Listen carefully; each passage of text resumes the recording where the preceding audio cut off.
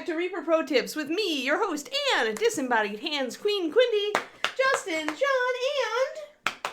Oh, come on! Oh, come on! Absentee Kiki, who just went and laid down on my rug behind the screen. You don't want to say hi? Oh, you tease! You tease! Oh, what a tease! Oh, what a tease. Oh, hi, Paw. There's my girl. There's my girl. There's my girl. Yeah. Good girl. No, Nope. Nope. Yeah, I'll pet you. You're such a dingo. Look at how big my dingo is. My dingo is very huge. If you're... Uh-oh, nope. Chiefs. Nope. Exiled. Good girl. Good girl, Kiki. Alright, you go have your shoes. Have fun. She's much less nibbly lately. Because she's becoming a lady. She's growing up. 44 months. Small cat can almost get... You missed a quadruple subversary song yesterday, Caerindra. I was like, small cat would have been so into it. But no. But yes, thank you for the 44 months. Very cool. Very cool. Bonk. Here we are. Haha. Hey, we're going to paint white today. Since we had questions about white armor and all that. So we're going to paint her cape. We're going to do it white. We might do it with some edging, trim, freehand, yada yada. But we're going to start out just white. Creedico, I bought a yarn swift and a ball winder. I gave in. I love this yarn person that I found in Canada too much, and she only puts her stuff out in skeins. There's no balls. So I'm like, I'm going to be buying a lot from this person. I may as well just suck it up. So I found, I stalked the site until there was a sale, and then I found an open copy of the ball winder. So, previously customer opened, but checked over and just fine. And I got that for 50% off. So I actually saved like $50. Crowley need book 2. I'm fighting with Ash's chapters. I'm fighting with Ash's chapters in book 2. It's an exciting moment in the book, and I'm like trying to keep it, keep it moving. Pacing is hard in action scenes. But yes, okay, Crowley, I'm working on it. If with luck, it'll come out even, it could come out a little early. I don't know though. The thing is that I don't want to set expectations that I can put out a book every 4 months if I'm not always going to be able to put out a book every 4 months. And 4 months is a very tight turnaround. This book is going fast because I already had it written. I'm just doing a rewrite and intensive edit on it. So that's why it's going to be possibly out quicker. But after this, I think 6 months 6 months a book is more what I'm going to gravitate toward. We'll see. I mean, as I write more and as I get to be, I get to know what my process is, things may move faster. Or maybe they don't. Maybe I slow down and just concentrate more on making every book, good, really good, which is what I like to do. But yeah, so yeah, yay for your yarn accessories. Who mentioned that somebody mentioned they were a Goodreads librarian yesterday. Who was it? Do you guys remember who it was? Are you on if you're here? Yeah, Crowley, that's my deal. I tend to go quality over speed. I mean, look at the way I paint. Oh, you are. Okay. So I put in a request on the librarian forums, in the This Book Isn't Mine thread, Crowley, yesterday. So hopefully somebody sees it, but, it's to take the 2 books that aren't East of the Sun off of my author profile. Yeah, I need technically I think it lists East of the Sun twice because there's a hardcover and there's a, I think it's just reading the 2 SKUs, but I need the other 2 books, which are by a different AE Becker or 2 different AE Beckers, or edited by them. Those other ones need to be taken off. So yeah, so hopefully somebody gets to it. But I want to let you know if you were actively, monitoring stuff, maybe you could help. But yeah, but I looked up how to do it proper procedure, and I followed proper procedure in posting. So.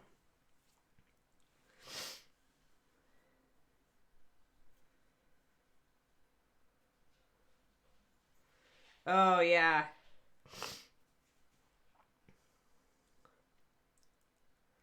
Yeah, exactly. Because then when they do that, when they do a 1 month break, then people expect it, right? Now, I am considering doing something sneaky and evil, but it's going to be like very much like written about. Let's use Akata blue. You want to use something like Snow Shadow or Akata. I'm going to do cold here because we imagine she's kind of snowy barbarian. Um, but I really love Akata blue. It's a beautiful blue gray. I think it's a good base for a white cape. The more blue you go, the more good guy it's going to read. Essentially, the more grayed out you go, the more neutral. But I find that if it's a blue-white cape, it just tends to, emanate that goodness thing. Unless your model is, like, obviously extremely evil. Obviously, with white dragons, you could go with very blue and you'd still get an evil dragon. But yes, it's a Pathfinder color. It's a gorgeous Pathfinder color. So you want something like this. You want something that's dark enough that you're going to be able to get decent shadows out of it. And remember, you can always introduce a little bit of a darker blue-gray to get your shadows darker if you have really sharp folds.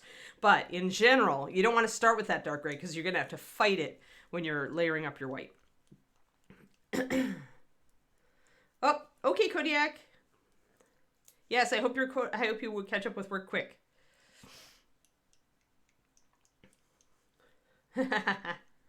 Oh, okay. I see, Crowley. Yeah, well, if you can fix it, I mean, you won't be able to, like, I tell you what, if they don't fix it within a few days, which they seem to be pretty prompt about fixing stuff, but if they don't fix it within a few days, I'll let you know by next week. And then maybe you can do it for me. All right, so the question is, will this really be dark enough? But I think it will. I'm going to take a gamble on it.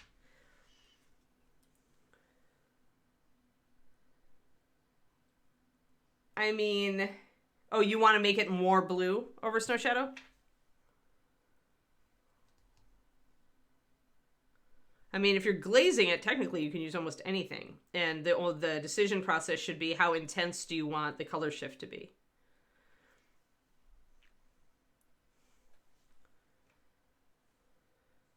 Yeah, action would not be a bad call. Haha, Granny God's funny.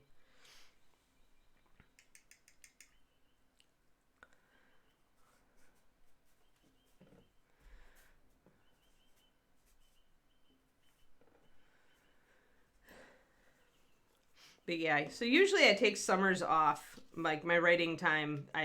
Because it's so nice outside and I have lots of other stuff to do during the summers, I don't usually write very much during the summers. But I'm considering seeing if maybe the summer is a time I just write a quick fun book. Like the Bear King stuff is going to be like fall and spring probably. I'll be working on a new Bear Kings book every fall and spring. But let me put a drop of water in here and then let's put down this Akata blue and see. You want to tint it more blue than that? Then yeah, maybe Heather blue. I mean, you can just use clear blue if you want. If you wanted to use something a little bit more gray, I would use maybe Templar. But the problem with the blue in Snow Shadow is that it's slightly purple.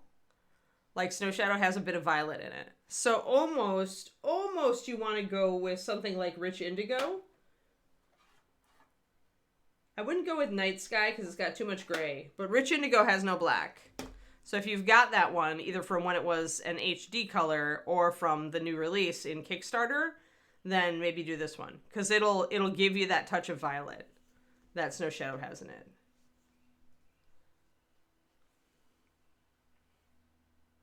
You don't want any black or purple. Well, then use clear blue. Like, the clears are great glazes. That's why they're out there. You just got to thin and thin and thin and thin it so that you're really putting it on light. And you can always put another layer on. Yeah, I like it. I mean, I based it on Snow Shadows. And the thing is, remember how we create like shadows where the color in the shadow is partially the complement of the light source? Well, on white snow, that's like double. So that's why when you look at pictures of where it's like afternoon sun, which is really golden, slanting through trees and casting really stark, weird bluish shadows, you'll see that those are very purple shadows.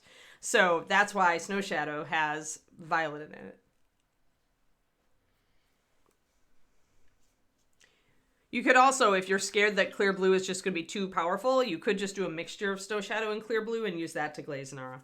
That'll knock it back a little bit. Snow Shadow will have the black on it in it, but if you just use a little bit of it, maybe it'll work. But I would maybe just use clear blue. I would just thin it way, way, way down. Alrighty, so let's try this Akata and see if I maybe need a little more gray in it. Normally I would go a little more gray. But let's see. There. I just want it a little thicker. So 5-1. Oh no, Richard. Yeah, dragons are persnickety things. That's why I paint them in pieces. Because otherwise they're just unwieldy and prone to droppage and breakage. Why is my new Winsor & Newton Series 7 1 being annoying? Do not be annoying at me, Winsor & Newton, or I will bad talk you again. No brand new brushes being dorks, thank you. Alright, so we're going to start putting this down. And we're going to see if I feel like it's dark enough or if I need it to go just a little bit more gray and a little bit more dark. Because it looks, of course, very light, especially next to all of the darker stuff we've been doing on the model.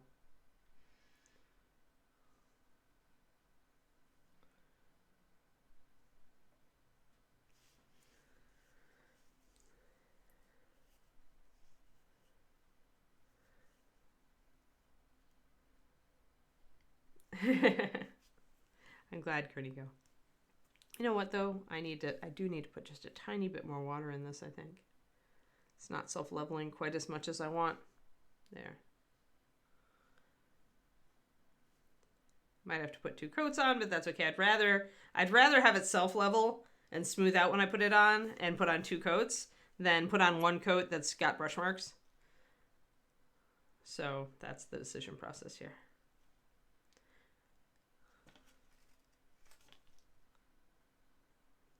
Because of the flow improver that's added to all Master Series paint, when you add water, the surface tension break is pretty profound. So then you can get that self-leveling effect. But it won't work if there's not enough fluidity. And I don't have to really care about getting extra paint on the shield because I'm going to paint over the shield anyway. Yeah, I think I'm going to want a little bit of shadow. Extra shadow on this.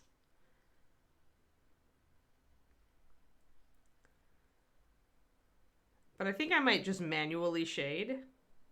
So mix this color with some more gray and use that as a shadow.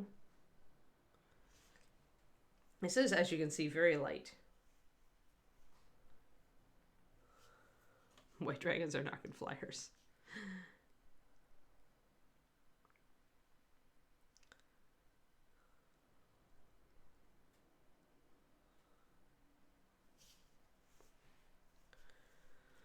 But we'll start this first, and then I will go. And what I'm going to do, actually, is I'm probably going to do a quick white highlight over part of this to test it.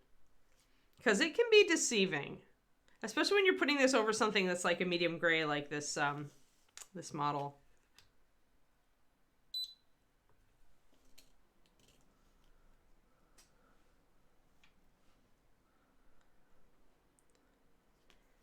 Yeah, I always paint dragons in pieces, Richard. Like, I don't attach the wings until everything is painted.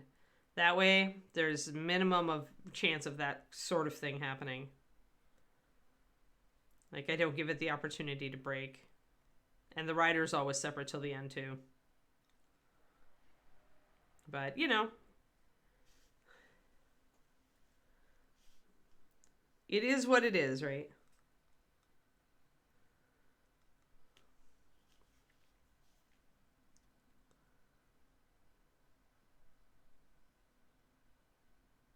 Resin or 3D print might have shattered, so, you know, in some ways it's good that it's metal. All right. I'm getting some paint pooling. It's going to pull that down and out. Paint pooling doesn't really matter as long as your paint is thick. Like, it's, as long as it's thinned, but it's, like, it's not going to make, like, a blob, really, because it's been thinned with water. And it's not going to break because it's thicker. So mostly I just need to wait for all that to dry. And while I do that, I'm going to mix up a shadow color. Now, we could just add gray to this, or we could add orange to it, huh? Yeah, using our color theory crazy stuff.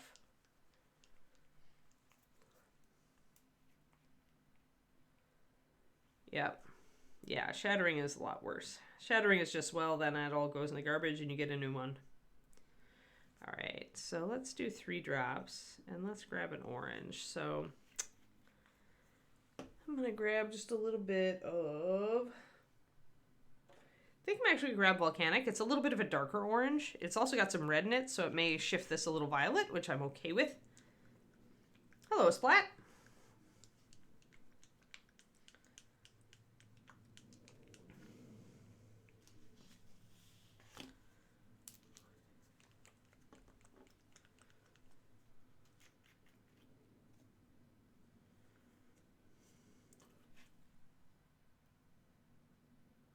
I think I'm going to hit my total words written and edited this month pretty handily, though. I'm doing Camp NaNoWriMo, and so my goal is 50,000 words, and I'm moving along pretty well. Okay, so a little bit of orange. And when you're doing this, let me move it. When you're doing this, you really want to use a tiny bit of orange at a time. Because for one, this is a very light color. It doesn't have all that much blue. What I did is just dropped a drop of orange into the cap, and I'm just taking tiny little bits and mixing it in, because it's going to overwhelm the blue pretty fast if you go too crazy with it. So I'm going to see if this actually does what I want it to do.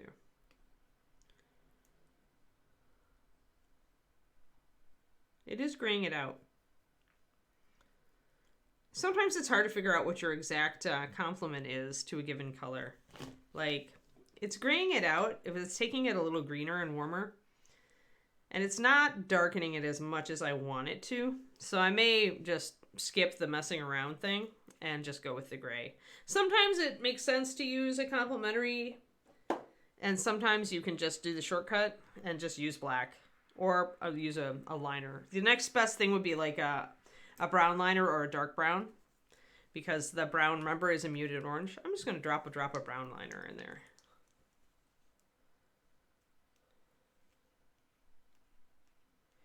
Yeah, I mean, mixing together, if you mix blue into orange, you will get a brown. You'll just get a more interesting brown.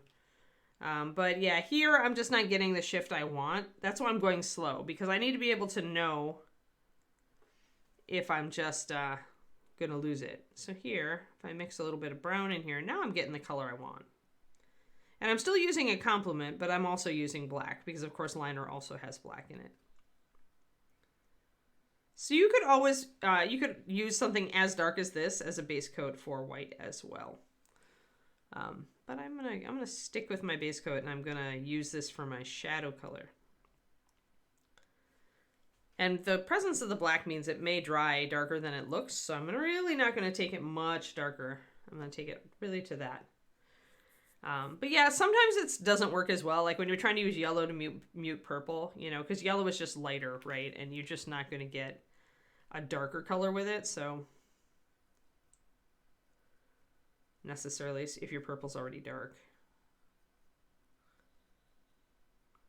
then you're probably just better off using, maybe putting some yellow in to gray it out, but then also using black.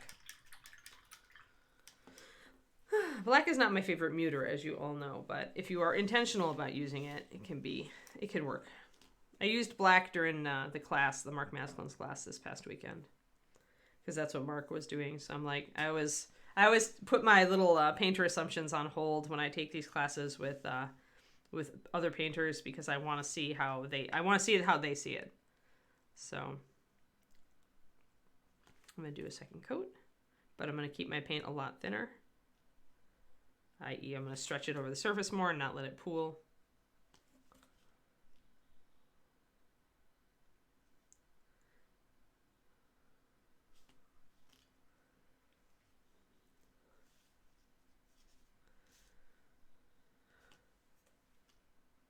But yeah, so I'm excited. My Yarn Swift should arrive today. I'm kind of itching to get back to knitting, because I'm getting getting close on my cowl. Like where I'm really seeing progress and I really want to just bust it out. But I've been playing Overwatch with David in the evenings instead of knitting because pretty soon the new WoW patch is going to drop. And then Diablo's going to come out and I'm going to be a total widow. So I'll have plenty of time to knit. So I'm taking advantage of the time that I can actually play computer games with my guy while I can. So I guess this summer will be knitting. Yeah, I mean, he's been telling me for years that when the new Diablo comes out, I'm pretty much a widow for at least a month. Which is fine. I get it. I was addicted to computer games once upon a time, too. This is where it's nice when you're older and you have your own hobbies. So that when your significant other, like, totally goes headfirst dive into the latest computer thing, you're just like, do-do-do-do-do, and you're like, more time for me. Yay! Yeah, uh-huh. Yeah, I just want to get the cowl done so I can work on my new shawl. Although I'm kind of trepidatious about working on my new shawl because it involves learning several new things at once. But it swears it's beginner friendly. So I'm looking at it with kind of a raised eyebrow and a dubious side eye, but I'm going to try it anyway. It uses a weird cast-on method I've never used. And I'm not sure how it actually works. So luckily, the pattern gives videos for the front and back ends, so like the beginning and end, to help with casting on and finishing.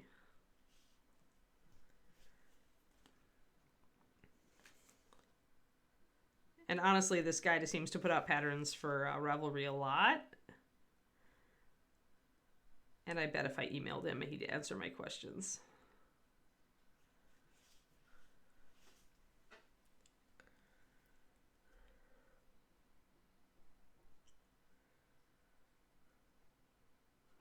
Yeah. Mine was any Civilization game, but mostly the old Alpha Centauri, the sci-fi version they put out way, way back in the 90s. That thing made me burn dinner not once but 3 times one night. And then I just called, I was like, okay, that's it. That's done. Yeah, beginner friendly really means you could totally learn this on the hoof. Yeah. That's what I'm counting on. Because, I mean, it'll teach me how to slip stitch. And it does an I core bind on. I'm not cast on. I'm not sure. It's a weird cast on that involves lots of slip stitches to make kind of an edge for the shawl. So it's a lot of repetitive stitch and slip stitching. Like 3 and 3 and 3 and 3 and 3 and 3. And I just can't visualize it because I've never done it. So I'm like, all right, well, time to learn how to slip stitch.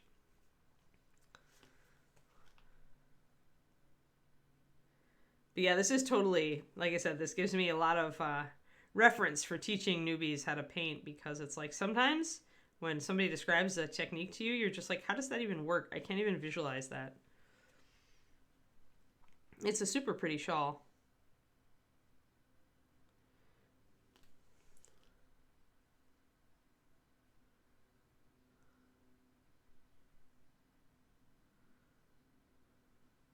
This guy does a ton of shawls too. He really likes them. He has some really cool looking ones.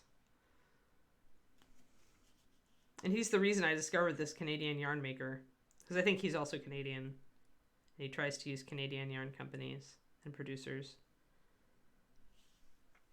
So yeah, we'll see.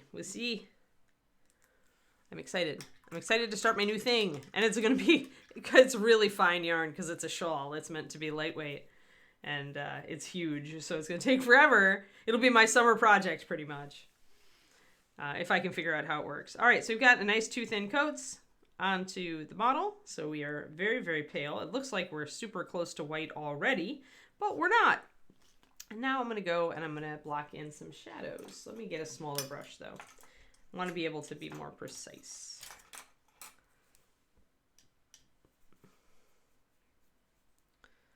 Yeah, I don't know if I have a picture of the shawl. Let me see. Just quick.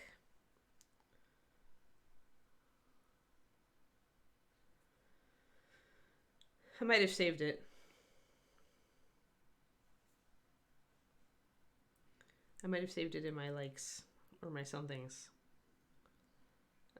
Projects.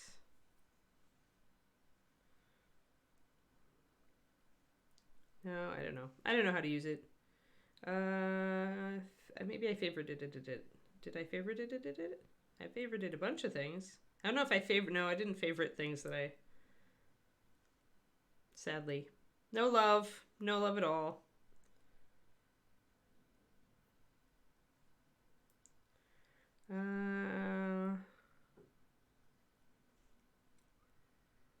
Yeah, I don't know if it's gonna come up. Oh well, I'll have to just try to save it later at some point when I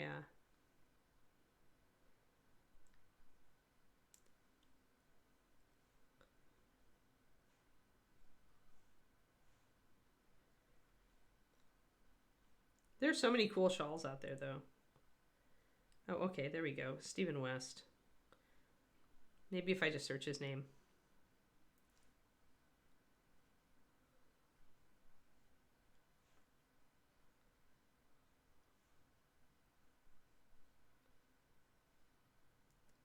He does a crap ton of wraps. Well, if I can find it, I can find it. If I can't find it, we're just gonna, like, move on.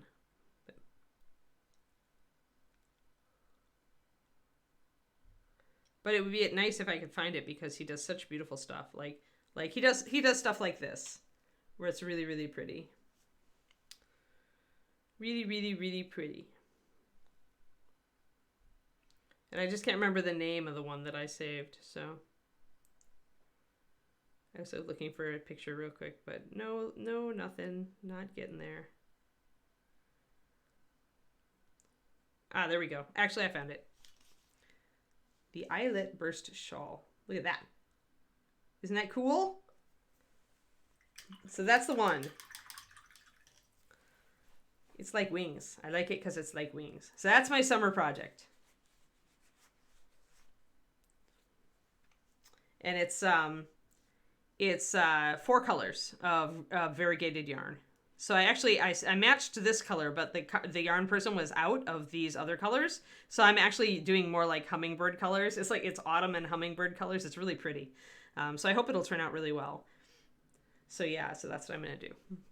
I think he has a picture of an autumn one too down here somewhere, or he did, but yeah. Oh, there are more photos. Yeah. Yeah, and then when you wrap it, it's like that. So it looks really pretty. Yeah, it is. It is. I like his stuff. Oh, here's the autumn colored one that he had. He also did one of that. So you can use any variegated yarn as long as you like have some of the colors from this or in this, and likewise, some of the colors from this or in this, and vice versa. So you can do 4 or 5 different yarns. Anyway, there. I've done my knitting silliness. Hi, Roger. But yeah, it is really cool, isn't it? I'm excited. But yeah, but it has a really weird bind on and bind off, so I have to. Yeah, it looks like it's going to be soft and cozy, and I love the yarn, but it's going to take a long time. All right, so let's block in some shadows here. I'm going to put in my gray color. Now, interestingly, somebody asked about cool shadows yesterday. Warm shadows, sorry. And that's technically what I'm doing here. I mean, in some ways, this is cooler because it's got some black in it and it's muted. But at the same time, the blue is so cold, that the base color is, that my shadow is going to read as slightly warmer. You can see that there. That's pretty subtle, huh? That's why I'm keeping these colors close together here. When I've got colors like this that are so close to each other, and I'm shading one with the other, what happens is that you don't really even need to blend. And I don't even need to thin this more. It's gonna blend pretty naturally. Like, if you got really close to it, you'd see the brush strokes. But because they're so close, it's really hard to.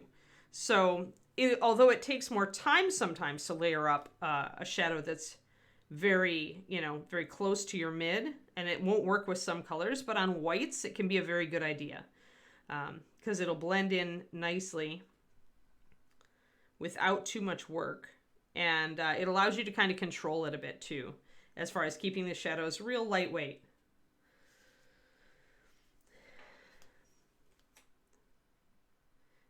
Yeah, right now my cowl is all in variegated like teal colors. Blues and teal, blue grays and teals and teal grays and whites. That's what I'm working on for my current shawl or my current cowl project. But yeah, since I'm always cold these freaking days, welcome to, you know, middle-aged female.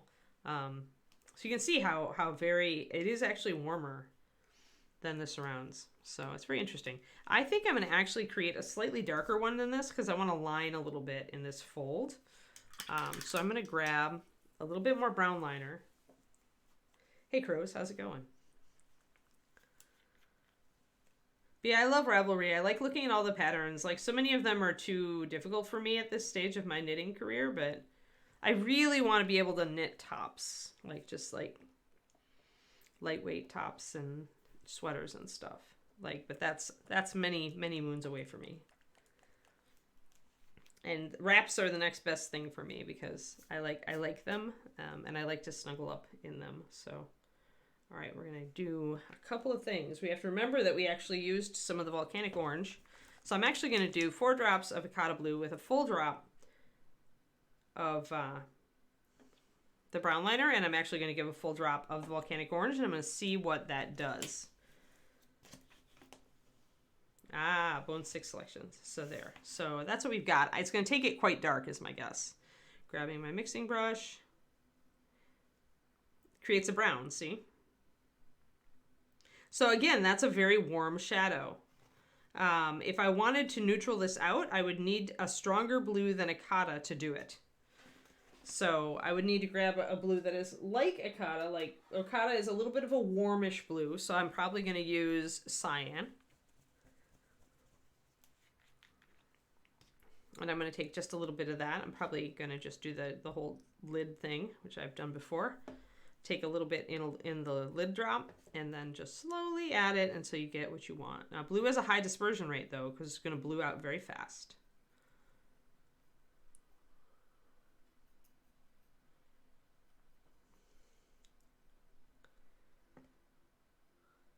And I do want it a little bit blue, so I'm going to keep going.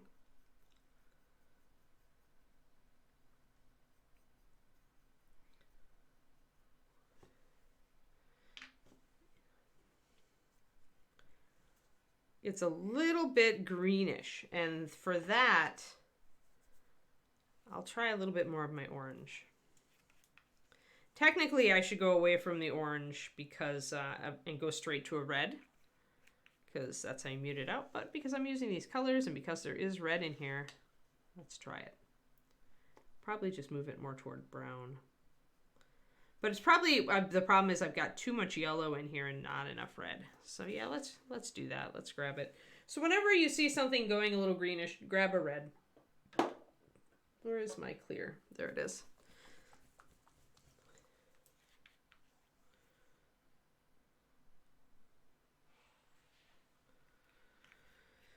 Oh, dearie me. So y'all know I'm into Overwatch League, and you all like kind of give me these tolerant expressions, probably like, "Oh, there's Anne going on about her Overwatch." But they announced the talent on the new season of Overwatch League, and I'm so excited because all my favorite casters and desk analysts are back. It feels like family. I'm so happy. So anyway, I'll stop. I'll stop. But I love Overwatch League. I can't help it. All right, we're gonna be wrestling with this color. I can see it now.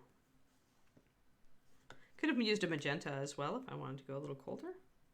But mostly I'm just trying to wipe out this greenish tone. I'm going to pop a little bit more blue in there. It's getting very gray now, so I'm happier with it. And now I'm going to take it blue since I knocked the green out, and we're going to have more success with that. So now we got a dark blue-gray. So that took a little more steps to get what I wanted than I'd anticipated, but you know what? That just happens sometimes. I am gonna thin this one down because it's very thick. Yeah, I love the. I mean, we play, obviously, David and I play a lot now that Overwatch 2 is out, which is great. I love it still.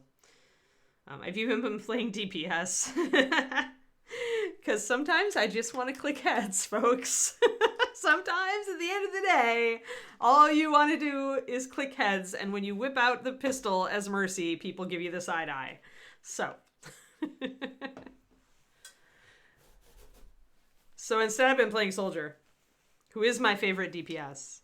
Although I'm thinking about starting to practice a couple of other ones. Although I do love Soldier so much. And he's not bad in the current meta. So nobody gives me crap at our level for playing him. As long as I can frag, they don't care. And my fragging is questionable, but I'm getting better. But yeah, playing DPS is like, I play support like compulsively. So I am always a healer. World of Warcraft, Overwatch, doesn't matter. I'm always healing. All right, so I might have, we'll try that. We'll try that. It still seems like it's just a little green. Just a little bit too green for me. Come here. Put a little bit of red in you. There, we'll try that. My eye says there is a very slight hint. So I'm going to go cold. I'm going to hit purple. There we go. I like that so much better. Yeah. Sometimes listen to your gut. If your gut says, you know what, that looks greenish, chances are your gut is picking up on something. It could just be that your gut is picking up on a tone based on what the colors it is next to it. So like if you had like a red here, like then you'd see a lot more green, like in a greenish thing. But sometimes, your gut is just picking it up and telling you, hey, that's greenish. Believe your gut. Believe your gut. Add some red if you don't want it to be greenish. Maybe it feels weird and at first it looks like it's going to go pink, but then once you mix it in, you get a nice blue-gray.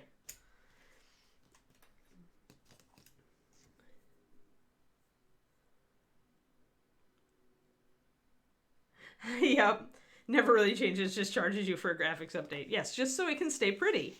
I respect that. I respect that. Yeah, well, Overwatch, it's a free-to-play as well. You can buy skins and cosmetics if you want to. That's how they're monetizing it, which is fine. I actually do buy a fair number of skins and cosmetics because I like them. And I buy the battle pass I have so far because they've always had a good skin from one of the heroes I like. Sidekick by Petal Cats. All right, no, I shouldn't pick up Monster Hunter. Sorry, Kariko, you almost had me there. But then I'm like, no, Anne, you have hobbies, and you have writing, and you have a book you need to finish, or your lovely stream people, i.e. fans, are going to kill you. So yeah, I'm not going to pick up Monster Hunter. It's a bad idea. Bad idea. So I'm just going to put in that line, and you can see that once I thin it, it's not, I am doing a mix kind of with this dark gray and my first shadow. But yeah, once you thin it, it's not too bold. But it's still pretty dark. If you used this as a shadow in your folds, can you see how it would get overwhelming like super fast? Like it's just too dark for that. So I'm using it just for lining in the very sharp stuff. I could use this shadow in very, very sharp folds and it would be okay. Like I'll use it to line the bottom of the hood. But if you go anywhere else with that, you can see how it's so different from the pale colors that we're trying to work with that it just would not work for you. I am going to take it to block in the bottom of the cape. I'm not going with walnut or a very dark brown this time. I'm just going to use my dark gray that I've got here. And that probably will be enough. It looks very dark.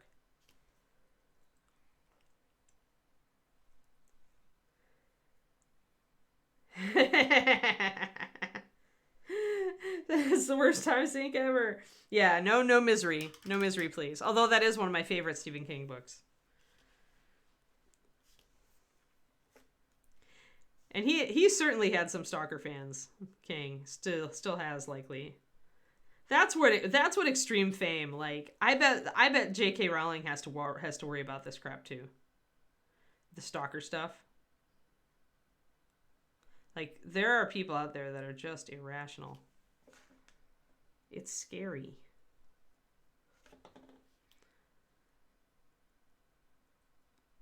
Makes me glad I'm not famous. I'm just a baby author.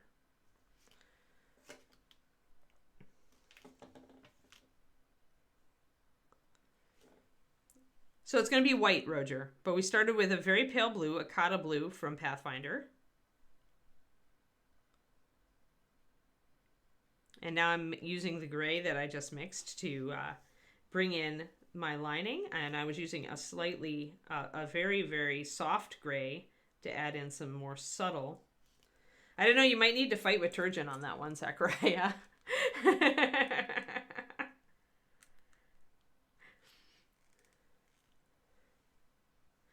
But yeah, it kind of looks darker in the bottle because you can see the black. And sometimes that happens. And what happens is the pigments that are high diffusion on the inside of the bottle kind of flush to the outside. And so you're seeing that blue flush there. You can see the mottled color. And the black will do the same sort of thing. Black and blue are very high diffusion.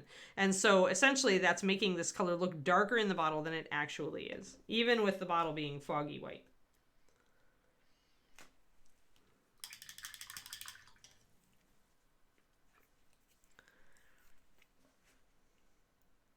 We have to come up with a name for the Anne fan club, for the Anne fan group.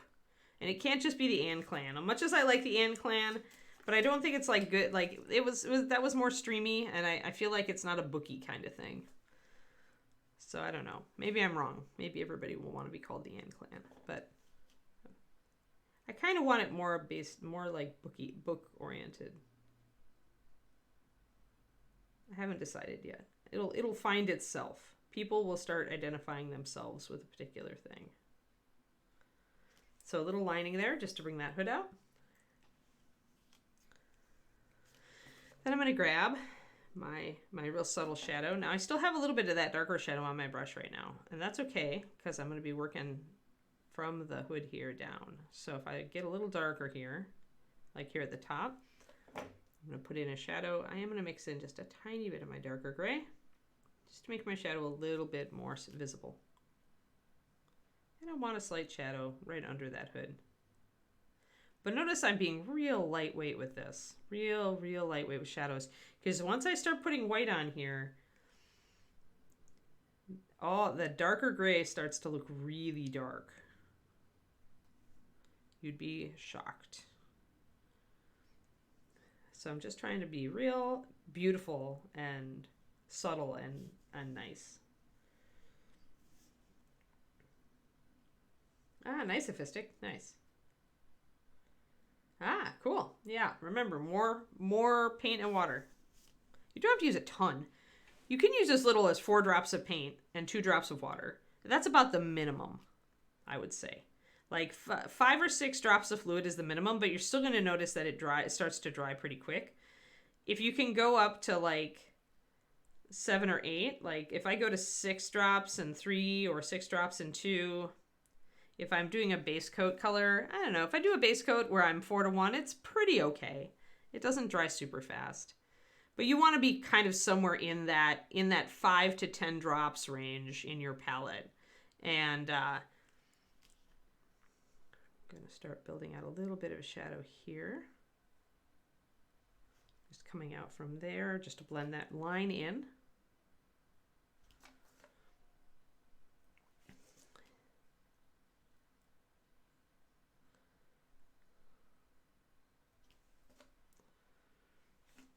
So I can bring in a little bit more shading.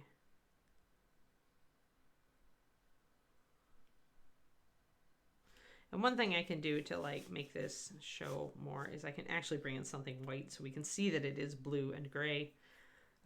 So when I bring in that white into the frame, it's just like bringing my black base in for a dark model. It lets me see where I actually am.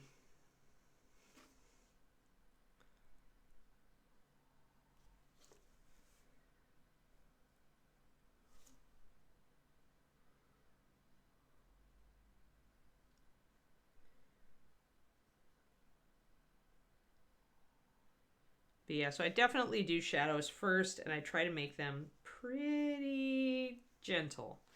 I'm going to bring in some of these folds. I haven't touched the folds on this side yet. Oh, I can hear a woodpecker outside. They like it around here.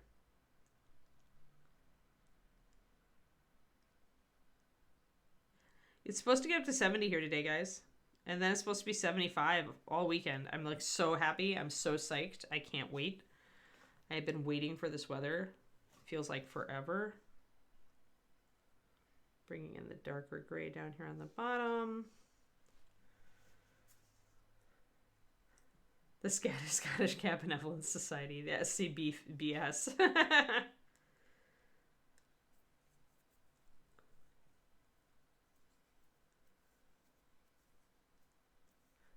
Starter in the layer kits. Yes, it gets you a good one. Yep. Yeah, for sure. That gives you a good selection to start with. Ephistic, for sure. And if you have any questions about how to use any one of those colors, like if you're having trouble or you're not sure what it's good for, you can always ask. I can tell you all sorts of ways to use it.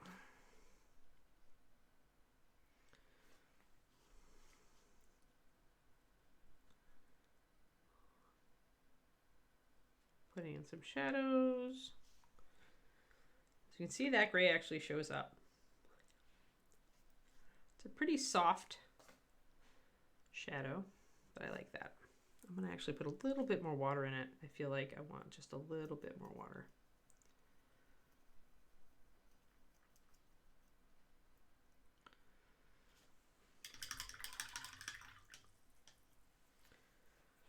Okay, Agent Marvel.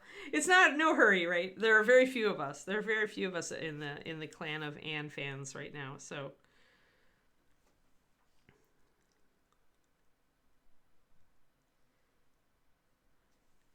But I would like us to have a name eventually. But it might not show up till like the third book. Who knows?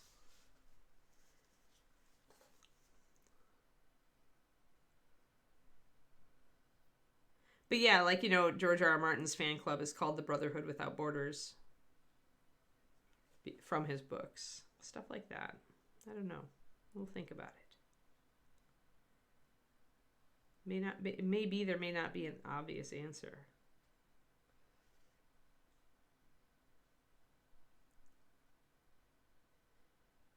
And the Sherlock Holmes fan club, I think, is the Baker Street Irregulars. There's some really cool fan club names out there based around the author's work. But see, once we have that, then I can actually talk to you in newsletters using that mode of address.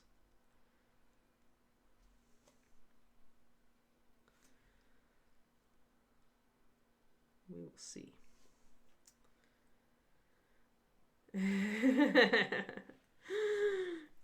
The problem is that since it's A.E. Becker, I'm not actually trying to lean on my real name very much. I purposefully don't want to get I'd like that degree of separation. That's why. Maybe it's silly of me to want that. I don't know. Considering that I'm on here with my real name all the time, right? So. But it's different, when you're putting yourself out there across the world sometimes. I don't know. It feels different. Crossover with the Aberdeen Football Club. That's funny. Oh, well, we can continue bandying ideas about. But yes.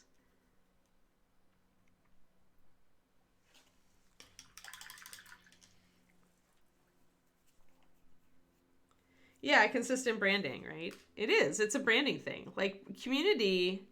Community helps with branding. Right? It's like Reaper. If you think about the Reaper community, what does it stand for? It stands for helpful and laid back, right? And so every community has an identity. And it is part of your branding. As an author, you can choose to interact with that branding and help shape it, or you can choose to just let it shape, right? But then you're stuck with what you've got. If you just let it shape itself, right? And maybe you don't like what you've got, but now you're screwed because it's your brand. So yeah, it's an interesting thing. I think that the type of community you have really does say something about your brand. Absolutely. This is super true on Twitch, and because your community is directly interacting with you all the time, right? And interacting with each other in real time all the time. Take BBC back. Oh, boy. BBC take it. Yeah, you try to avoid an acronym that is like ubiquitous, right? You try to reach for an acronym that isn't quite so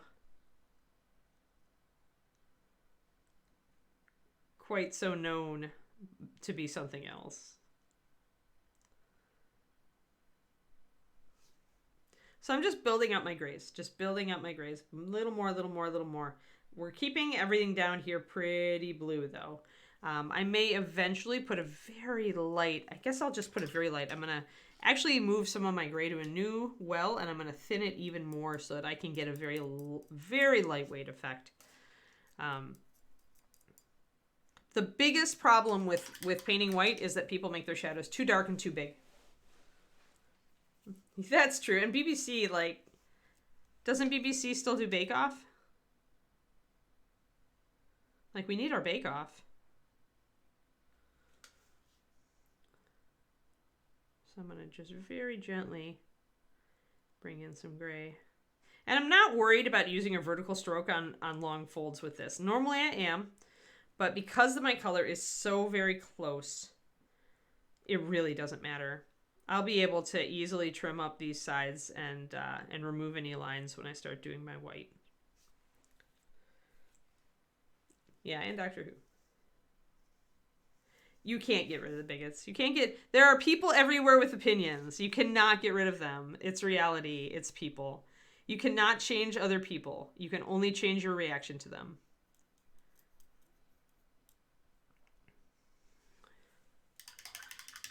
You can only change yourself. And changing yourself is hard enough. Honestly. Says the woman who's struggling with her weight loss right now. Trying to, like, kill my stress eating habit once and for all. And what I'm finding is I cannot kill my stress eating habit, but I can reach for healthier foods to stress eat. Like, that's honestly it. That's, like, the farthest I can go. Yeah. Totally, Fistic, yeah. Bake Off is... Oh, that's right. I remember, because that's when you lost the good comedians. Not that Noel and what's his bucket are terrible, but the two female comedians that Bake Off started with were tops. Absolutely tops. In fact, we're watching, what is it? You can find the early seasons of Bake Off now on a different streaming platform, and I can't remember, Roku. And we had never, like, you know, we got a Roku thing just to watch. So we're watching season 1, the very first Bake Off. And it's so interesting, Caerindra. You know, and I'm a child of the 80s, so part of me really, really appreciates Noel's goth vibe, all right? Part of me, I get all of his goth jokes. But those first two comedians were so good. Yeah, applesauce. Oh, and if you've got an Instant Pot or a slow cooker Fistic, like, I had never made my own applesauce before this past Thanksgiving, but it was so fun and so easy, and it made the house smell glorious for an entire day. So, like, if you have the time, like, just, you want to look up, Google, like, best apples for applesauce, because what they'll give you is a selection from the tart and the medium and the sweet, and you want to kind of mix it because you get a better result. But, like, I think I did 4 apples, and I got a serious amount of applesauce out of that. Yeah, you pretty much just cut up the apples, you toss them with some lemon juice to keep them from, you know, going brown in the air. And then you just throw that into your slow cooker with I think a tiny bit of water. And sometimes you don't even have to use the water, but they will just slowly and just hit it on low, and it cooks over like 6 or 8 hours into this amazing, wonderful homemade applesauce. You don't even have to, like, you have to stir it every couple hours. Like, that's it. It's so easy, and it was so low work, and it was like, yeah. And then you don't even have to add sugar. Like, if you're using, I think I used a Brayburn apple, 2 Macintoshes, and a Honeycrisp. Or I used a Granny Smith, 2 Brayburns, and a Macintosh. I don't remember if I actually used a Honeycrisp. Maybe I did.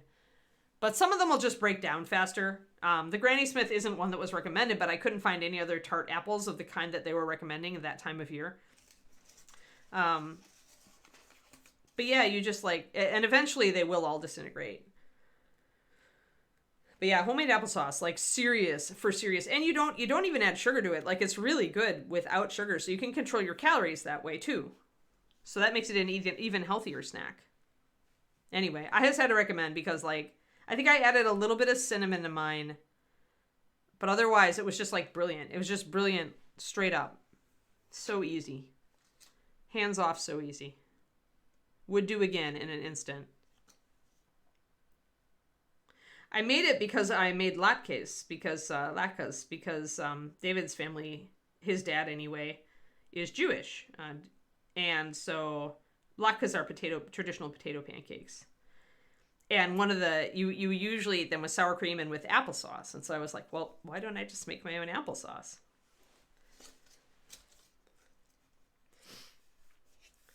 Yeah, but then it's not nearly so healthy, Richard. Then it's not nearly so healthy.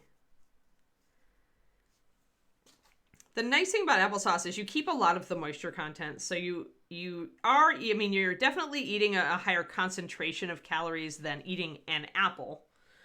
But not that much different, actually, if you don't add sugar to it. So. And everything in my weight loss these days is about calorie density. So foods with lots of water and moisture still in them are actually really good for helping with weight loss, because they'll fill you up a little bit nicer without a lot of calories.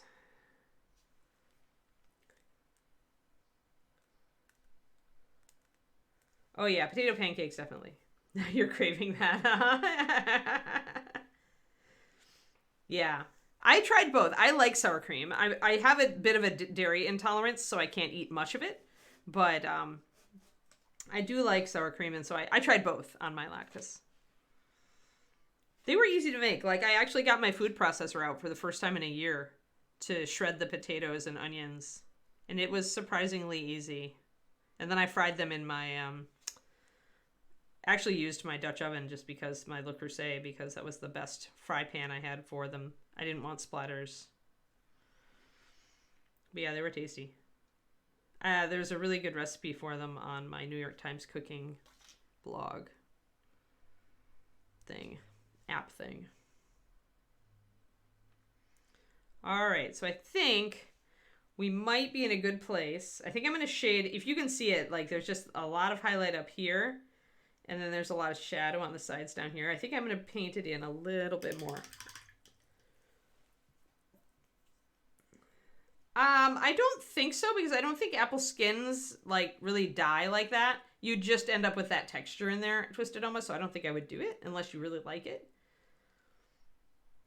Oh, yeah. Yeah, oh, I'm so sad. I grew up in Wisconsin and I hate going back to it a fisting. On my low-carb diet, it's like everything there is deep fried and breaded. I'm like, I can't eat anything. I feel your pain so much. Oh my god. That's one of the things about going to Adepticon that I hate. It's like the Midwest. It's all breaded and deep fried. It's so hard to find healthy. I mean, that's what I grew up with. And I wonder why I have eating disorders, right?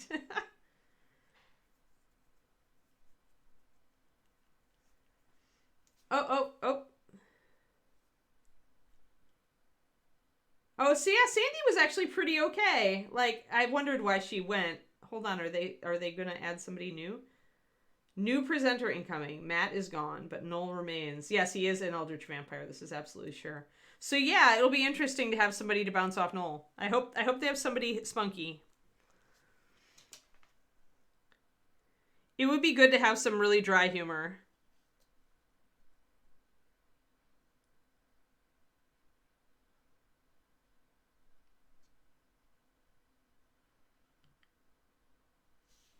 All right, so just shading that just a little bit more. And this is all just like subtle and shit, but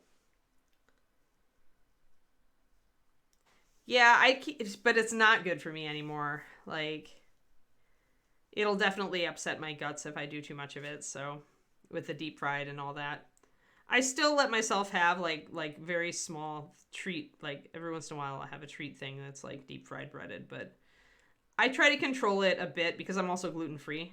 So like when I do fish tacos, I will do a fried and breaded thing, but I'll use gluten-free breading. And I'll also control the amount. The oil isn't so much a problem when you're low carb, but the breading is. So I'll try to go a lower carb and gluten-free breading, which usually involves like adding some almond flour in, which makes it nice and nutty. But yeah, usually gluten-free panko and almond flour.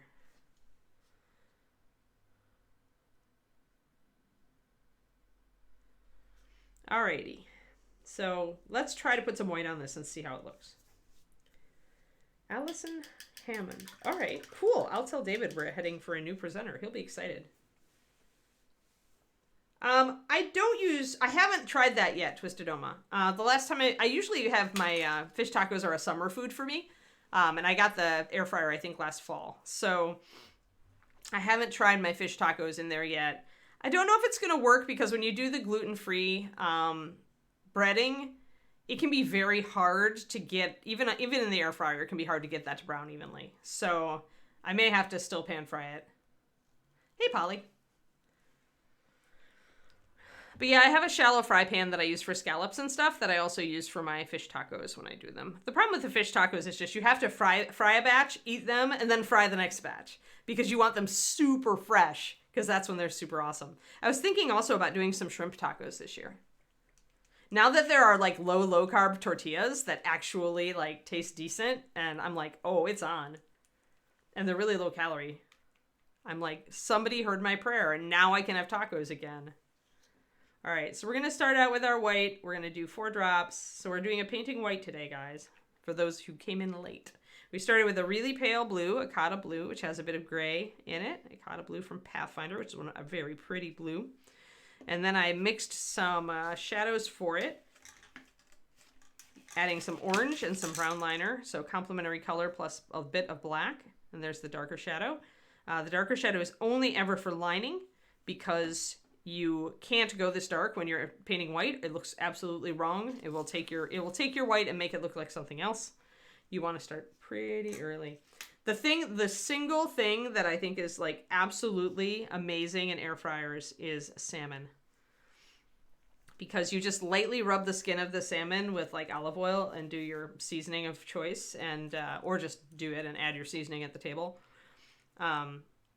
Just a little bit of salt usually is what I do to start with. And it just it gets this beautiful crust on the salmon. And if you keep an eye on the timing, you can nail the doneness. It's a beautiful, moist, awesome salmon with a crispy crust. So, yeah, it's the only kitchen appliance that actually has a permanent place on our countertop, Quindy.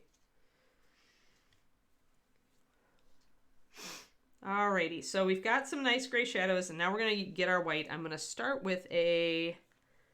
I think I'm going to start with a 4 to 3. So almost a 1 to 1 on this, but a little bit thicker. I want to get it down. I'll test that, and if it's a little bit too thick still, I'll go thinner. I like to start with the white and bring it up through several layers. You don't have to do that, but if you want it to be blended, like layer blended, then you will. Yeah, fish tacos are amazing. And shrimp tacos. When we were in Mexico, when we went to Puerto Vallarta with my folks and my brother, we actually sought out, because Puerto Vallarta is pretty famous for fish tacos, and so there is a competition among the like food carts as to who has the best fish tacos and the restaurants. But there is one giant food cart that has grown into more of a permanent installation because it has the best fish tacos in Puerto Vallarta. So I had shrimp tacos and fish tacos, and David had fish and a different thing.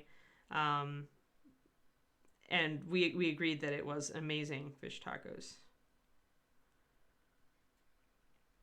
All right, so starting to put the white. Now we see, just with that bit of thinned white, suddenly it makes this look darker, doesn't it? And that's every time you put a color on the model, it's going to affect how the rest of it looks. So even though this looked near white before, we can now see that the white is so very much brighter. So we can see that these shadows are actually going to be pretty adequate. Oh, yeah. Yeah, we don't have a toaster on our counter at all. So now the question is, now I need it thinner, because I definitely am seeing a bit of brush marks there. So I'm going to add one more drop of water. I'm going to have this at a 1 to 1, which sounds so thin, but our white will stand up to it. But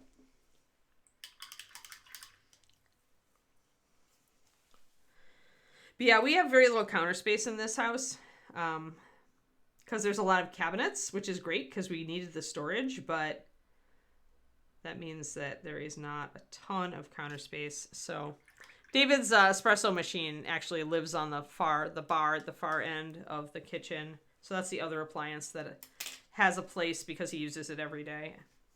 And I use it if I'm desperate. All right. So let's start bringing in some white. Obviously, we need a little bit of white here. Now, when I thin it, what happens is I get a much lighter. See the little bit of difference there? So you can kind of see the brushstrokes bringing it up a little lighter in here. So when you thin your white, that allows you to have more control over how much and how fast you're bringing it up. And it allows you to blend in to your blue base. And when you're going 1-to-1, you can see a little bit of the blue base through there. You can see a little bit of demarcation lines. So you can see that to actually get smooth blending with this, I would have to thin it even more than this. Yeah, rice cooker actually, yeah, Instant Pot is out in the garage storage for me. I'll use it about once every 2 weeks. Getting just a little bit of highlight on those.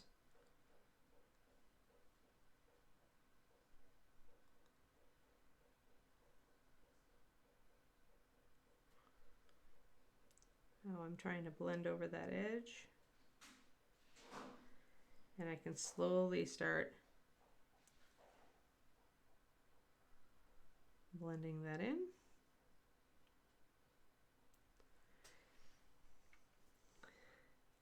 So as we bring up the white here, we'll start to see more of the blue, and we'll see more of the gray because a lot of the blue is going to get covered up, but a lot of the gray is going to stay because it's in the shadows.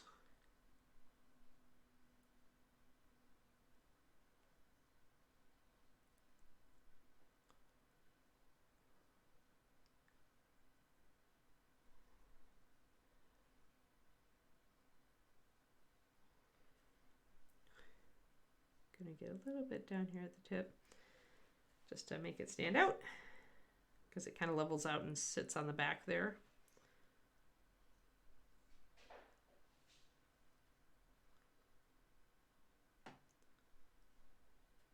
But yeah, thinning your white allows you to get different weights of white. So essentially I can use a thicker white like I did up here on the top to have a very strong white. But I can still bring this up to white. It's just a much softer white. So you're kind of just, you still have your really strong white that you can pop in for highlights, for the extreme highlights to make you really see it. But you also have more subtle white. And remember that for something to look white, 75% of the surface needs to be either a white or an off-white. And then you can have shadows on like 25%. So that's what we're doing here, right? We kept our shadows pretty contained, but they do take up room, but no more than a quarter of the room. And you can eyeball that. Obviously, you can't tell exactly how much is 1/4, but yeah, there's only been one time I wish I had a double air fryer.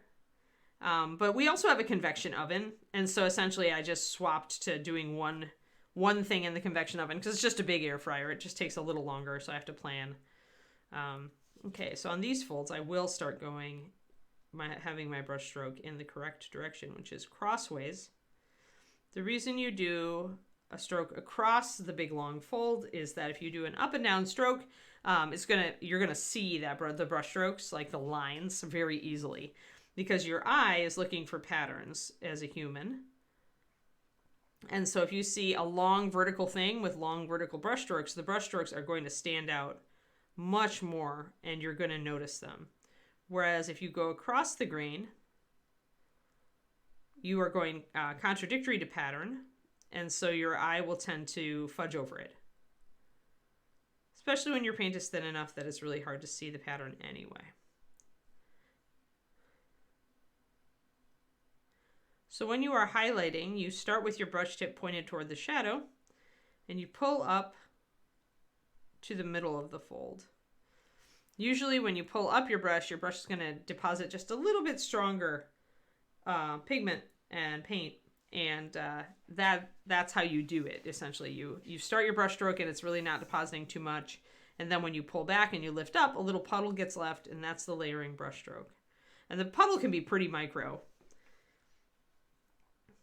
So let's do this one fold. So as you can see, my white technique takes a while, as many of my techniques do. And you could quickie this, like if you wet blended and you were, aware of like kind of, you needed to keep things very, very pale. You could quickie this.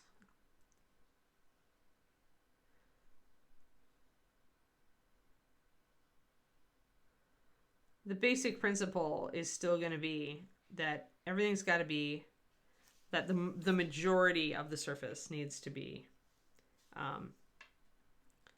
we can see a little bit. Let's use a stronger white. But the majority of the surface needs to be off-white, like this pale blue, no darker than that pale blue.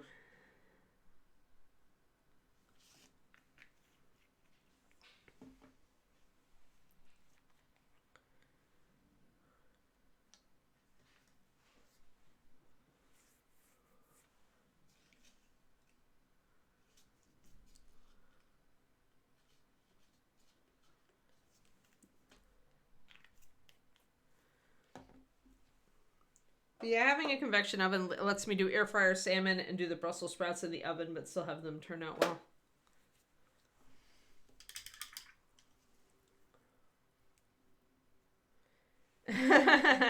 Quindy.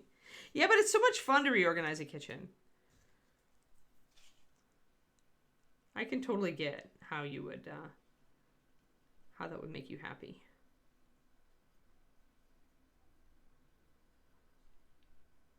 And if you have a smallish kitchen, then it's even more like you have to like, you're using different things maybe in different seasons, and you're just like, you have so little space, you feel like you constantly have to be shifting it. Yeah, I know. Yeah, this too.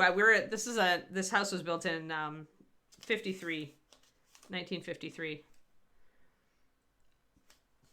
And I think the past owners added additional outlets. I know that the number of outlets in the main space is pretty low, but then the number of outlets in the new addition, the master bedroom, is like through the roof. It's a little bit thicker white so we can see it a little bit better there. But we don't want to see a lot of shadow here because these folds are so shallow. Mostly we want the shadows where the folds increases are deeper. So here we just want this to be a very subtle shadow, and a lot of the bottom edge is going to be pure white. Wow, 8 new outlets. Nice. Yeah. Sounds like a new apartment at some point. Quindy would be happier, but sometimes you just live with the stuff you wish you could change, right? Just because it's convenient for now.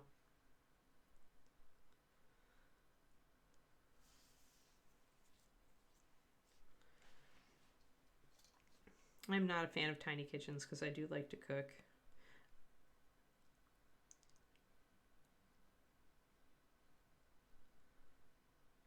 The thing that saves our kitchen is the breakfast buffet at one end. So we've got limited shelving on either side of or limited counter space on either side of the kitchen, but then at the far end we've got a breakfast bar, which is taken up by David's espresso machine, but there's still a little extra room there. So I could go faster with this, but yeah, I'd have to do more wet blending if I did.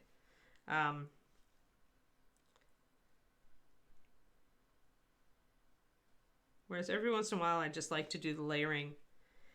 So now you can see that coming up. Once I bring the white up into the gray shadow, you start to really see. And you also can see at this point how too much gray would take this really dirty. Can you see it? Like you can see a lot of gray here right now, and it already is looking kind of dirty white. So I know then that I'm going to have to bring some light up in here to integrate, to disrupt this gray. Like we're a little bit too gray here. Can you guys see that? So essentially this folds are easy to practice like surface control on because you can kind of eyeball what half of a fold is or a quarter of a fold. Right now, half of the fold is gray here. And so this part of the cape is looking really dirty. It's not looking white. And that's because there's just too much gray. So what I need to do is I need to bring a highlight up into this gray to disrupt it a bit. Up. Yeah, have fun, Crowley. Fortunately, you don't like to cook. Yeah.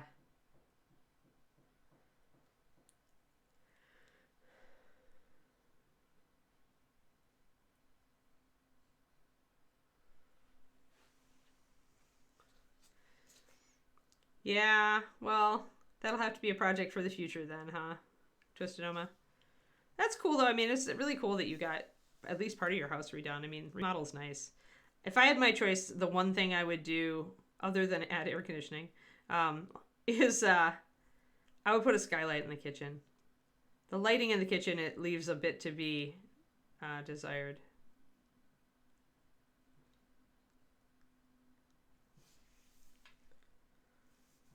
So you can see my brush strokes there a bit. And that's fine. I can always take my base coat and just feather over the edge there to blend them in.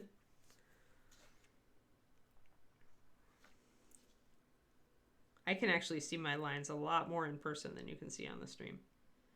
And that happens. Sometimes the camera will hide faults. But then when you do... That's the biggest complaint about like online competitions, is that it's easy to hide faults with the camera if you know what you're doing.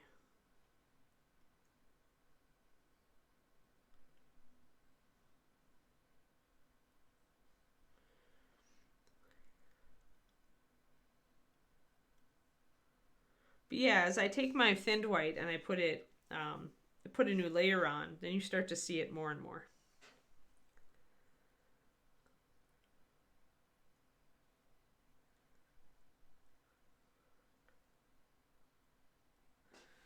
Oh no, that's terrible, Inara. I'm so sorry.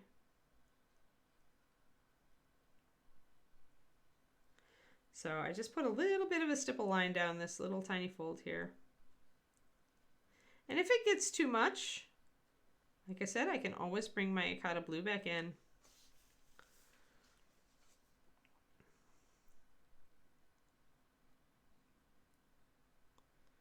To blend it in, so.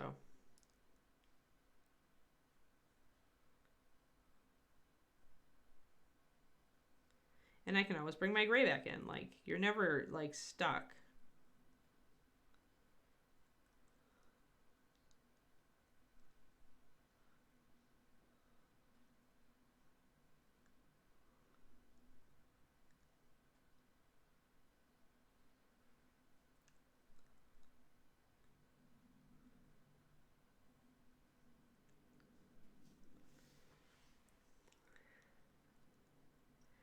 So now you can see that starting to blend in a bit. I can smooth this out up here by taking some of my light gray and just glazing it over the top of that white that I put in, just to knock it down just a little bit up at the top. That blends it in.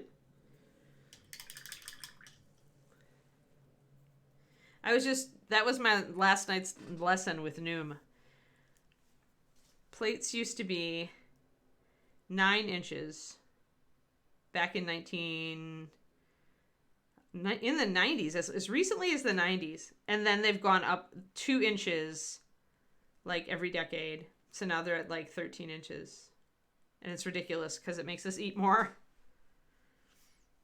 Yeah, I want to find a good, like, I want something kind of between. Like, I almost need to look up antique dishware and find a 9-inch plate.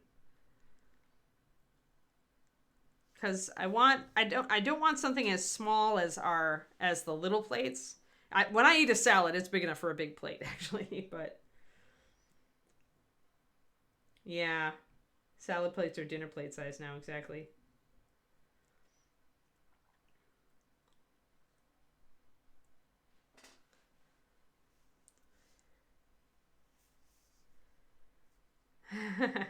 Oh, nice. Japanese ceramics.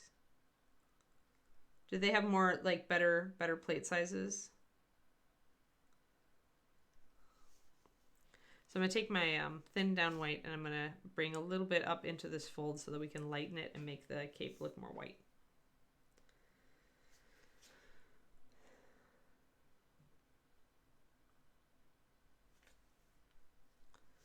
And I'll probably come at it from this direction because I want to point my brush. I want to be pulling away from the shadow.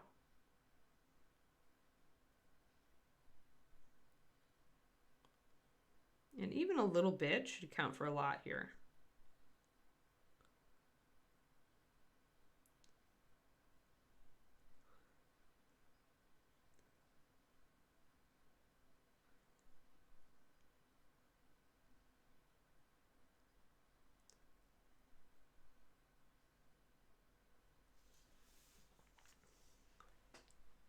So now that's lightened it up. Now it doesn't look nearly as dingy. And we're getting more of a white. It looks more white.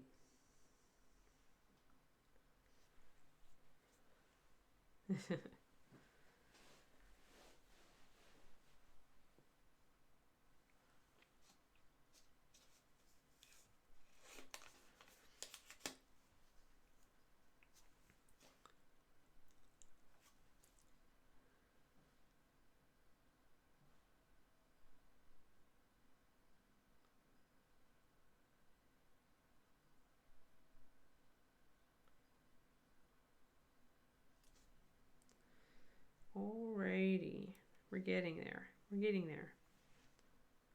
So essentially, once I get my blending pretty well done with the thinner white, I can pick up some of my thicker white and I can really lay that down in the middle to pop that up.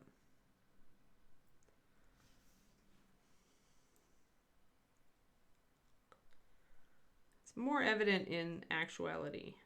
I wish I had, I should have grabbed a piece of, oh, I guess I could use a white card. Hold on. Let me get one of my watercolor cards and see if that helps to see the transitions here. It's going to make everything go darker, but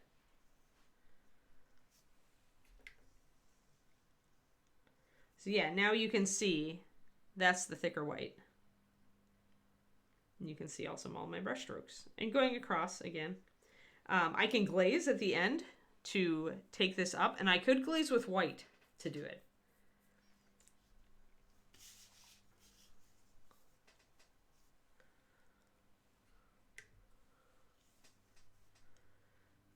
Quindy, you're funny.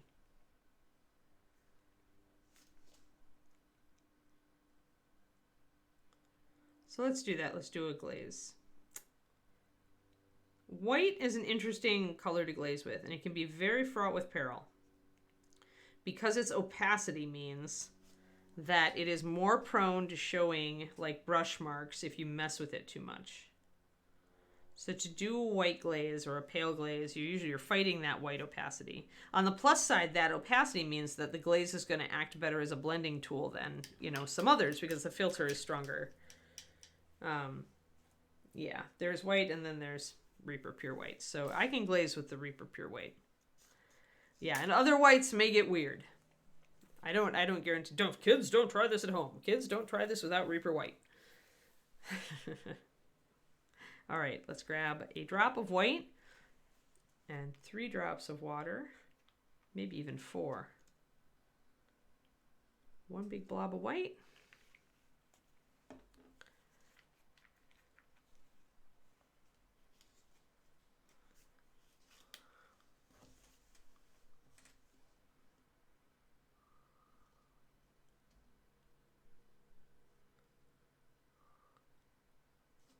All right, 1 to 3. And that might still be too much. Yep, that's still too much. I need, I think, 1 more. 1 to 4.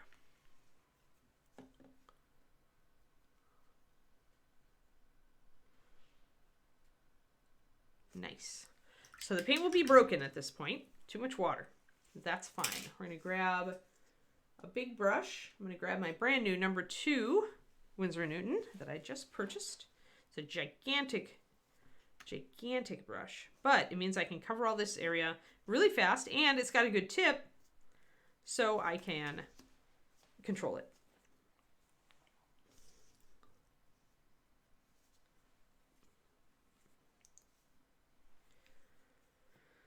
Okay, so I'm going to get my brush a little bit wet, and then squeeze the water out, and then load it.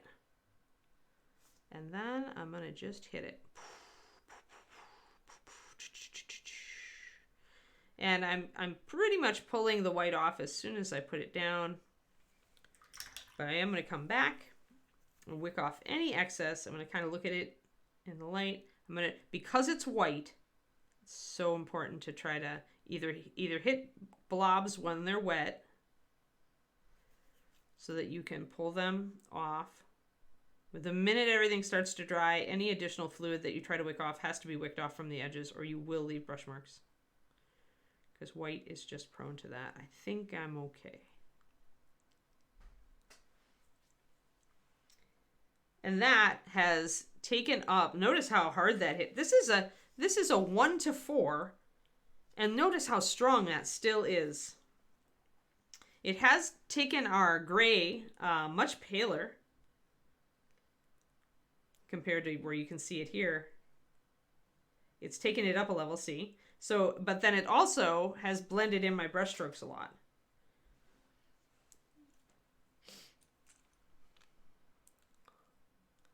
And it's definitely, like, there is, after that glaze, there is no doubt that this is a white cape.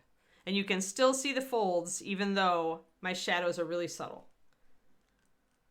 And my grays are very light.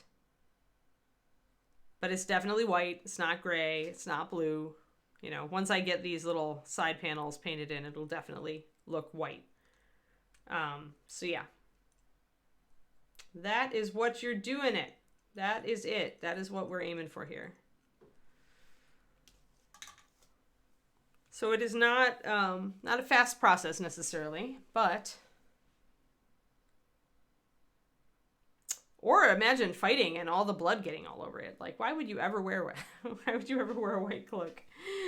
But yeah, so then we need to come around to the front, and we need to put that white all in there as well. And we need to think about our colors here and where else we're going to maybe put that white.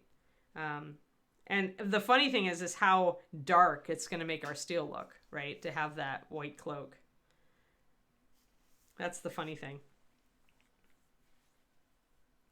So we'll see what we can do about that. We may need to use some pearl white and really pop our highlights on our metallics and see if we can get that all to read correctly. But it's always relative. So essentially what's happening is this light color is making the shadows look extra dark on the steel.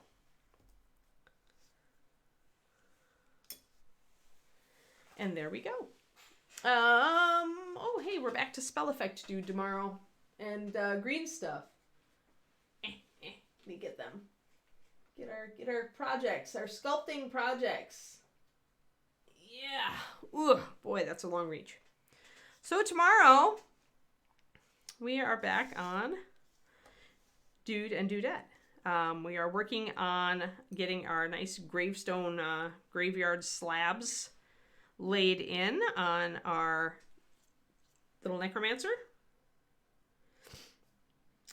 So we're getting very close to painting there. That's nice. And I'm going to put up some dried grass and stuff on the base, I think, with all that. Maybe I'll sculpt a couple bones. I don't know. Haven't decided yet. Depends how much oomph I got. Yeah, it's your baby. It's your baby. There we go. But she's so nice. I almost don't want to give her to Ron. And then this guy with his cool spell effect that we are working on.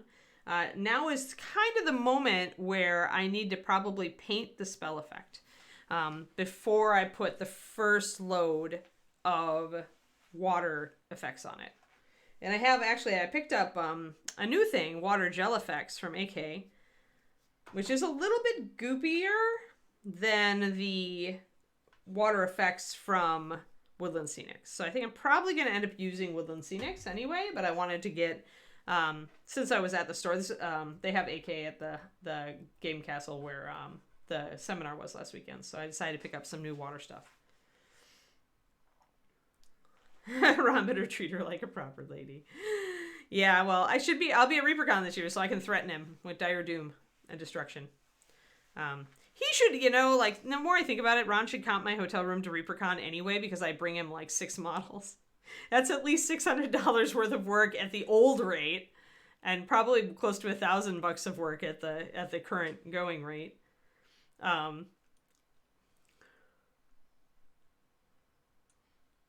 Yeah, I haven't used the green stuff. I like the Woodland Scenics water effects, but I wanted to try the AK stuff because it's whenever you have something that's just a little bit different in consistency, you can just get different effects with it. The other one I got was the transparent water gel, which is very jelly, but it could probably be good for making like swampy type stuff because it's just, you can work it a little bit thicker than the pouring resin. So I like to do shallow puddles and stuff on bases. So I thought the water gel transparent stuff would be really good for that. So yeah, so we'll be experimenting with that probably in a future base just for fun. Maybe we'll make a water base and only later decide what goes on it. What's a special enough mini to go on it. But yeah, okay, cool. Well, there we are. So that's what we're gonna do tomorrow. We will paint the green, the spell effect as we've got, probably in white and a very pale bit of color. And then we will probably dungeon slime. Then we will wait for that to dry, and we'll start kind of putting our water effects on it to give it more crackling energy. And to make some of these loops that are very plain to have like little bits of energy coming off. Like, we're just gonna go crazy on this. And yeah, I didn't do a lot side to side on the spell effect, but I'm feeling pretty okay about that, actually. I can always add a little bit more to the side nubbins that are kind of flaring out just a little bit with the water effects. So the only thing that keeps me away from AK, has kept me away from AK in the past, is that they're so heavy on solvents, but these are water-based, so that's why I was like, I can do these. But yeah, so we're gonna have some fun stuff.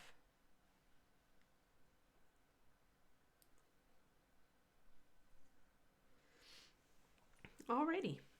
So that said, I think it's time for me to go and walk a little doglet. I hope that y'all... I can't wait for the weekend. I'll tell you that. I feel like I need some sleep. Oh, big stretches. Whew, got a lot to do today. Yes, thank you all. I hope you have a lovely day. And yeah, and for those who are my patrons, I'll have my something up for you today, the $10 video, I think. So yeah, take care, everybody, and I'll see you again tomorrow. Bye-bye.